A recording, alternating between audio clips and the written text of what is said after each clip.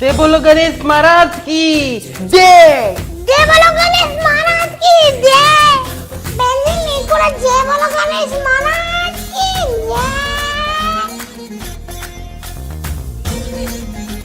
గణేశుని పెట్టడం కాదు, రోజు మొక్కాలే, బాగా మంచి బుద్ధి వస్తుంది. మీకేమైనా కోరికలు ఉంటే గణేశుడు తీరుస్తాడు. జల్ది కోరుకోండి, జల్ది కోరుకోండి.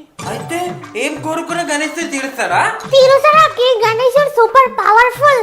నేను కూడా కోరుకుంటాను, నువ్వు కోరుకో. అవునా స్వామి? అయితే నేను ఇప్పుడే కోరుకుంటా. గట్టిగా కోరుకో, కోరికలు నెరవేరుతాయి. దేవుడా, నేను మమ్మీకి తెలియకుండా 3 ఎగ్జామ్లలో ఫెయిల్ అయిన దేవుడా, అవి ఎట్లైనా పాస్ కావాలి దేవుడా, ప్లీజ్ దేవుడా, ఇదే నా కోరిక. అరే 3 ఎగ్జామ్ ఫెయిల్ అయినావరా? నువ్వు విన్నావా మమ్మీ? నువ్వు వినోదుగా కోరికలు ఎందుకు నువ్వు చెప్పు. అయ్యో పిచ్చాకి, గట్టి కోరుకోమంటే మంచిలో కోరుకోమని, బయట చెప్పడం కాదు.